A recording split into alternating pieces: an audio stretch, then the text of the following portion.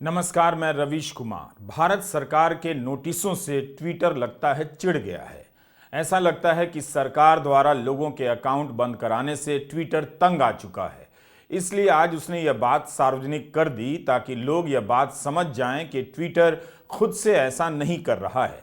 Twitter ने बता दिया कि जेल भेजने का डर दिखाकर, जुर्माना लगा देने का डर दिखाकर उससे ये अकाउंट बंद करवाए जा रहे हैं। अगर सरकार ही अकाउंट बंद करने के लिए कहेगी तो उसे कानून का पालन करना पड़ेगा, लेकिन ट्विटर इस तरह की कार्रवाई से सहमत नहीं है। ग्लोबल लेवल पर इससे भारत की छवि क्या बेहतर होने जा रही है कि भारत एक ऐसा देश बन चुका है जहां किसान आंदोलन का वीडियो डालने पर, ट्वीट करने पर और सरकार से सवाल पूछने पर लोगों के अकाउंट बंद कर दिए जाते हैं। क्या यह छोटी घटना है कि एक कंपनी पूरी दुनिया को बता रही है कि भारत सरकार उससे ऐसा करवा रही है जिस काम से वह खुद सहमत नहीं? क्या आप तब भी नहीं देखेंगे कि किन खातों को बंद किया जा रहा है और ऐसा करना सही है या नहीं? क्या इसका बचाव करने के लिए भी आपके पास तर्क हैं? जब भी किसी का अकाउंट बंद होता है, हल्ला मच जाता है कि ट्विटर ने उनका अकाउंट बंद कर दिया, लेकिन ट्विटर ने आज सभी को बता दिया कि वह बंद नहीं करना चाहता है। ट्विटर का एक अकाउंट है ग्लोबल गवर्नमेंट अफेयर्स, जहां से उसके आधिकारिक बयान ट्वीट किए जाते हैं। इस पर आज ट्विटर ने अपना पक्ष पोस्ट कर दिया और कहा कि भारत सरकार ने कार्यकारी आदेश जारी कर एक्स यानी ट्विटर को कुछ खास अकाउंट और पोस्ट के खिलाफ एक्शन लेने के लिए कहा है। अगर ऐसा नहीं किया गया तो जेल हो सकती है और भारी जुर्माना लग सकता है। इन आदेशों का पालन करते हुए हमने इन अकाउंट और पोस्ट पर रोक लगा दी है, वह भी केवल भारत में। हम इस तरह की कार्रवाई से असहमत हैं और मानते हैं कि ऐसे पोस्ट पर भी अभिव्यक्ति की आजादी लागू होनी चाहिए। अब आप बताइए, इसके बाद क्या बच जाता है? एक बहुराष्ट्रीय कंपनी दुनिया भर के सामने यह बात बता रही है कि उससे डर दिखाकर वो काम कराया जा रहा है जिससे वो सहमत नहीं। कंपनी कह रही है कि अभिव्यक्ति की आजादी ट्विटर अकाउंट को मिलनी चाहिए और सरकार बंद कराने में लगी है। क्या अब जेल और जुर्माने का भय दिखाकर सोशल मीडिया पर लोगों को बोलने से रोका जाएगा? क्या इसमें भी भारत की जनता को कुछ गलत नहीं दिख रहा? गोदी मीडिया में सरकार से कोई सवाल नहीं, केवल भक्ति है, भजन है। मीडिया में आप अपनी बात रख नहीं सकते तो लोग कहां जाएंगे? क्या लोगों ने चुप रहने की आदत डाल ली है, समझौता कर लिया है? उन्हें इसके खतरे का बिल्कुल अंदाजा नहीं कि उनकी आंखों के सामने क्या हो रहा है। एक ग्लोबल लेवल की कंपनी को भारत सरकार नोटिस भेजकर अकाउंट बंद करवाती है। क्या सरकार नहीं सोचती होगी कि मदर ऑफ डेमोक्रेसी के फादर ऑफ पावर की क्या प्रतिष्ठा रह जाएगी? क्या अब प्रतिष्ठा की भी परवाह नहीं है, केवल सत्ता और कुर्सी रहनी चाहिए? एक कंपनी के कर्मचारी की निगाह में सरकार की क्या प्रतिष्ठा रह जाती होगी जब उन्हें सिर्फ आदेश का पालन करना पड़ता होगा और किसी नौजवान का ट्विटर अकाउंट बंद करना पड़ता होगा? ट्विटर ने अपने पोस्ट में यह भी लिख दिया है कि हम इस राय पर कायम हैं। हमने कोर्ट में याचिका भी दायर की है जो अभी लंबित है। इसमें भारत सरकार के ब्लॉक करने के आदेशों को चुनौती दी गई है। हमारी नीति है कि हम जिनके अकाउंट पर रोक लगाते हैं उन्हें सरकार के नोटिस की जानकारी देते हैं। कानूनी कारणों से हम सरकार के आदेश को प्रकाशित नहीं कर सकते, लेकिन हम मानते हैं कि इन्हें सार्वजनिक करना पारदर्शिता के लिए अनिवार्य है। अगर यह नहीं बताया जाए तो फैसला लेने में मनमानी होने लगेगी और जवाबदेही नहीं रहेगी। ट्विटर का यह पोस्ट पढ़कर किसी को भी शर्मिंदगी होनी चाहिए कि हमारा देश कहां पहुंच गया है। क्या आपको लगता नहीं कि इससे सरकार की दुनिया भर में छवि खराब होगी? आज ये कंपनी अभिव्यक्ति की आजादी के मामले में भारत सरकार की इन हरकतों पर सवाल उठा रही है। उसने जो किया वही सही रास्ता है। किसी की आवाज दबाना गला दबाने के जैसा है, हत्या के समान है। इस अपराध बोध को एक कंपनी ढो नहीं पा रही होगी। उसे भी लग रहा होगा कि बहुत ज्यादा हो रहा है, अब और नहीं।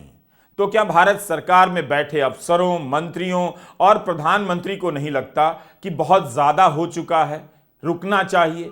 क्या प्रधानमंत्री को याद नहीं कि उन्होंने अमेरिकी कांग्रेस में क्या बोला था? जब वे बहस और चर्चा को लोकतंत्र के लिए जरूरी मानते हैं तब फिर उनकी सरकार इस तरह से लोगों के अकाउंट बंद कराने में क्यों लगी है? खासकर ऐसे लोग जो उनकी नीतियों पर सवाल उठाते हैं, जन आंदोलनों पर रिपोर्ट करते हैं। Democracy is the idea that welcomes debate and discourse. Democracy is the culture that gives wings to thought and expression. जिस भी वाइज मैन ने प्रधानमंत्री मोदी को यह कहा था, उस वाइज मैन को खोजा जाए, खोज कर लाया जाए, ताकि वही वाइज मैन प्रधानमंत्री को उनकी बात याद दिला सके कि पत्रकारों, किसानों के ट्विटर अकाउंट बंद करना सही नहीं है। दुनिया भर में ये बात छप रही है और ट्विटर के पोस्ट के बाद छपेगी। फिर भी आप कहेंगे कि भारत की साख और प्रतिष्ठा बढ़ती जा रही है। फादर ऑफ पावर को पावर के अलावा कुछ नहीं दिखाई दे रहा। कितने लोगों का अकाउंट बंद किया जाएगा? ट्विटर ने आज हम सभी को छोटा कर दिया। एक कंपनी कह रही है कि ये बहुत ज्यादा है और हम हैं कि अपनी चुप्पी में इन गलतियों को समेटकर सनातनी गौरव खोज रहे हैं। ट्राइबल आर्मी के हंसराज मीणा को 6.5 लाख से ज्यादा लोग फॉलो करते हैं ट्विटर पर।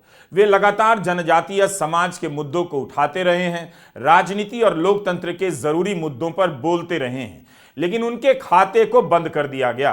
हंसराज मीणा के पक्ष में प्रकाश आंबेडकर ने भी ट्वीट किया है और हंसराज के खाते को बहाल करने की मांग की है।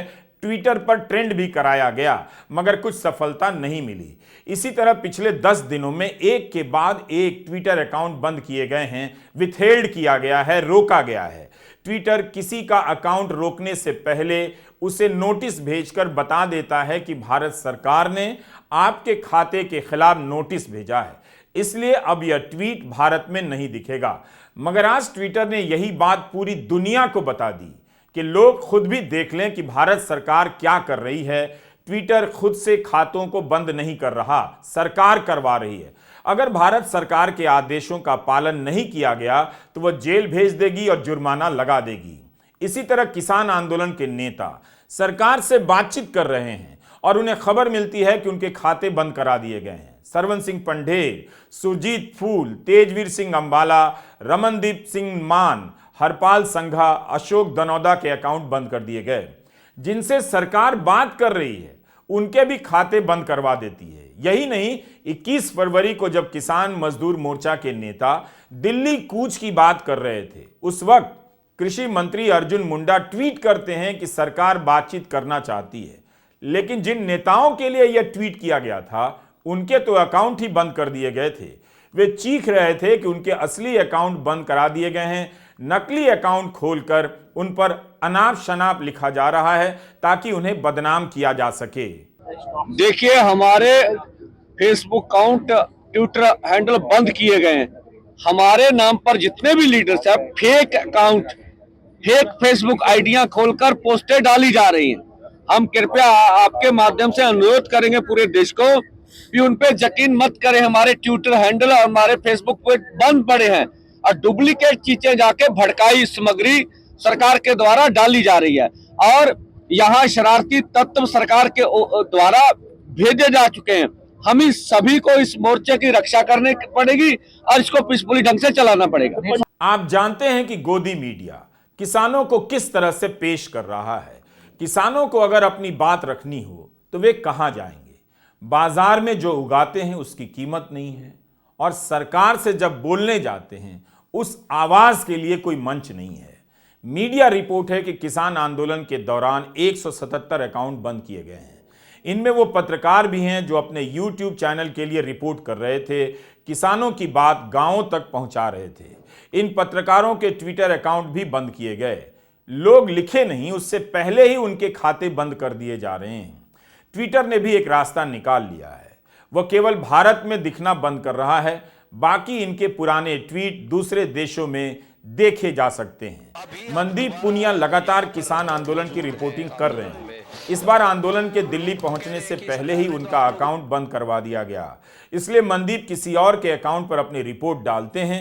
21 फरवरी को शंभू बॉर्डर पर हुए टकराव का पूरा ब्यौरा रात 10 बजे ट्विटर पर पोस्ट किया है। मनदीप पुनिया वो पत्रकार हैं जिन्होंने पिछले किसान आंदोलन के दौरान जेल में भी अपने पैरों पर रिपोर्ट लिखी और बाहर आकर छापी। प्रेस फ्रीडम का हाल यह है कि किसानों के प्रेस ग्रुप पर रोज सवाल किया जाता है कि आज किस किस का अकाउंट बंद हुआ। बात सिर्फ ट्विटर अकाउंट की नहीं है, पत्रकारों के फेसबुक और यूट्यूब अकाउंट भी बंद करवाए जा रहे हैं। सरकार बिना किसी कारण, बिना किसी तथ्य या असल खतरे के लोगों के पेट पर लात भी मार रही है। उसमें एक नोटिस आ जाता है जिस पे लिखा होता है this account has been withheld pursuant to a legal demand और डायरेक्शन इन योर कंट्री। तो हमें यह समझना चाहिए कि ये डिमांड क्या है और ये डायरेक्शन क्या है। इसमें एक शक्ति है जो section 69A of the information technology act में, जिसे blocking directions issued by the central government बोली जाती है। पर जिस तरीके से इसको सरकार ने इस्तेमाल किया है, मेरे हिसाब से गैर संवैधानिक है, क्योंकि इसमें कोई भी पारदर्शिता नहीं है, ट्रांसपेरेंसी नहीं है और इसमें कोई भी नेचुरल जस्टिस नहीं है। इसका मतलब है कि जो भी किसान आंदोलन के नेता हैं, जो भी पत्रकार हैं, उन्हें अपना पक्ष रखने की कोई भी अवसर नहीं दिया गया है, जबकि और उनको ये ऑर्डर भी नहीं दिया गया है कि क्या क्या रीजंस हैं, क्या मतलब सरकार ने क्या पाया, कौन सी ट्वीट उनकी इलीगल उन्होंने पाई जिसके वजह से उनका पूरा अकाउंट बंद कर दिया गया। मेरे हिसाब से इसके वजह से ये हमारा जो fundamental right to freedom of speech and expression है, जो article 19(1)(a) of the constitution of India में है, उसका उल्लंघन है। क्योंकि fundamental right to free speech and expression reasonable restrictions को में मतलब सीमित कर सकते हैं, मतलब एब्सोल्यूट नहीं है। कुछ कारण ऐसे हो सकते हैं कि सरकार बोल सकती है कि हम सेंसरशिप लाएंगे, पर उसको करने की जो प्रक्रिया होती है वो एक संवैधानिक तरीके से करनी चाहिए, जिसमें दूसरे व्यक्ति जिसको आप कुछ बोलने नहीं दे रहे उसको एक लीगल अपॉर्चुनिटी, एक full fledged hearing, natural justice, transparency, ये सारी चीजें दी जाए। और इसमें एक और चीज़ है जो हमें देखनी चाहिए, जिसमें जो आम जनता है उसको भी इससे काफ़ी सूचनाएं मिलती है, उसको काफ़ी इंफॉर्मेशन मिलती है। तो the right to receive information which is also a part of article 19(1)(a) is violated because of these Twitter accounts being blocked. तो मेरे हिसाब से तभी ट्विटर ने इस पे एक अपनी ऑफिशियल स्टेटमेंट पब्लिश करी है, जिसमें उन्होंने बोला है कि वो भारत सरकार के इन आदेशों का उल्लंघन नहीं करेंगे, उनका पालन करेंगे, पर वो ये आदेश किसी तरीके से लीगली चैलेंज भी कर रहे हैं, जिसमें उन्होंने कर्नाटका हाईकोर्ट में एक अपील डाली गई है। और अगर हम देखें सेक्शन 69A और ये ब्लॉकिंग शक्ति का दुरुपयोग किसानों के खिलाफ ही नहीं हो रहा, पत्रकारों के खिलाफ भी काफी हो रहा है, जिसमें कैरावैन का एक पूरी न्यूज स्टोरी को ब्लॉक किया गया है और कैरावैन ने इसमें स्टेटमेंट डाली है कि वो भी इसको हाई कोर्ट में एक अर्जी डाल के इसको लीगली कंटेस्ट करेगी। 2017 में प्रधानमंत्री मोदी ने कहा था, मुक्त और जीवंत प्रेस लोकतंत्र के लिए बहुत जरूरी है। बाकायदा उन्होंने ट्वीट किया था। आप देखिए भी कि आज के दौर में सोशल मीडिया बातचीत और सूचनाओं के आदान प्रदान का सक्रिय माध्यम बनकर उभरा है। इसके कारण प्रेस की आजादी में और जान आई है। क्या लिखते समय प्रधानमंत्री मोदी को ध्यान नहीं रहता या परवाह ही नहीं होती कि जो लिख रहे हैं उस पर आगे चलकर अमल भी करना है? 5 साल बाद उन्हीं की सरकार इस जरूरत और जान को कुचल रही है और एक ग्लोबल कंपनी पूरी दुनिया को यह बात बता रही है। फाइनेंशियल टाइम्स ने 2014 में प्रधानमंत्री बनने पर नरेंद्र मोदी को भारत का पहला सोशल मीडिया पीएम लिखा था। बीबीसी और अन्य जगहों पर यह रिपोर्ट भी हुआ।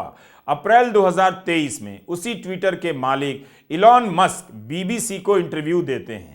कहते हैं कि भारत में सोशल मीडिया को लेकर जो कानून है काफी सख्त है। हम भारत में कानून के खिलाफ नहीं जा सकते। अगर हमारे पास यह विकल्प हो कि हमारे लोग जेल जाएं या कानून का पालन करें तो हम कानून का ही पालन करेंगे। आज उसी पीएम के कार्यकाल में सोशल मीडिया पर क्या हो रहा है सबके सामने है। क्या प्रधानमंत्री मोदी को पत्रकारों के ट्विटर अकाउंट बंद किए जाने में कुछ भी गलत नजर नहीं आ रहा? इस इंटरव्यू को 1 साल भी नहीं हुए, इलॉन मस्क की कंपनी ने दुनिया को फिर से बताया है कि जेल और जुर्माना का डर दिखाकर, इस तरह के आदेश जारी कर लोगों के खाते बंद करवाए जा रहे हैं।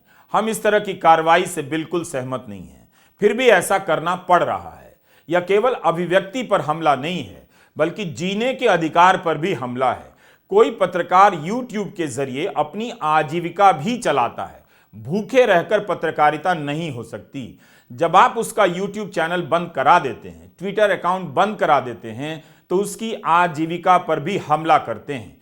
क्या हमारा देश इस स्तर पर आ गया है कि 2-4 लोग जो पत्रकारिता कर रहे हैं, लिख रहे हैं, बोल रहे हैं, उन्हें भूखा मार दिया जाए? ऐसा कर दिया जाए कि उन्हें कोई नौकरी ना दे, वे सोशल मीडिया के जरिए पत्रकारिता से अपना घर न चला सकें?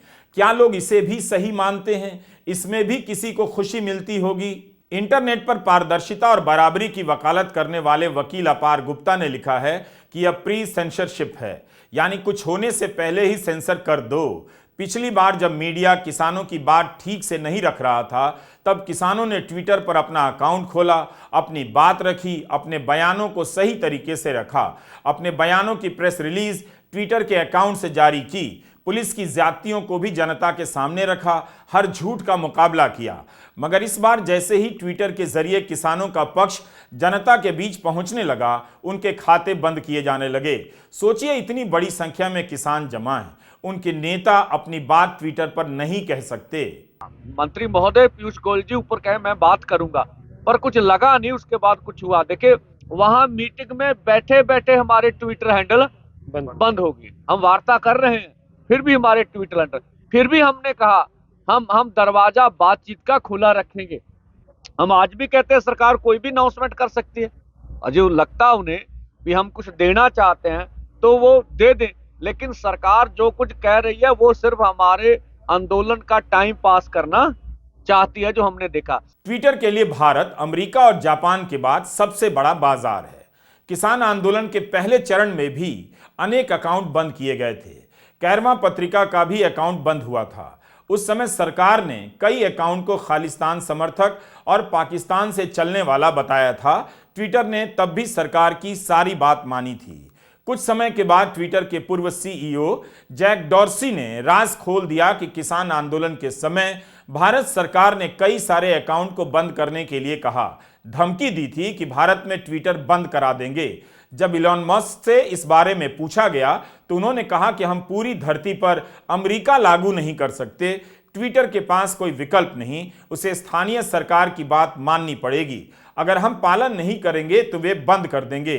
तो ये हालत हो गई है अभिव्यक्ति की आज़ादी की। सरकार के खिलाफ बोलिए, सवाल कीजिए, आपके अकाउंट पर बंदी की तलवार लटका दी जाती है, अकाउंट विथहेल्ड कर दिया जाता है, बंद भी कर दिया जाता है। यह मामला भारत सरकार और ट्विटर के बीच का नहीं है, यह जनता और सरकार के बीच का मामला है। ट्विटर को बार बार नोटिस भेजकर सरकार ने जता दिया है कि उसे किसी प्रकार के जन दबाव का फर्क नहीं पड़ता। ग्लोबल छवि की चिंता नहीं कि भारत की छवि दुनिया भर में खराब हो जाएगी।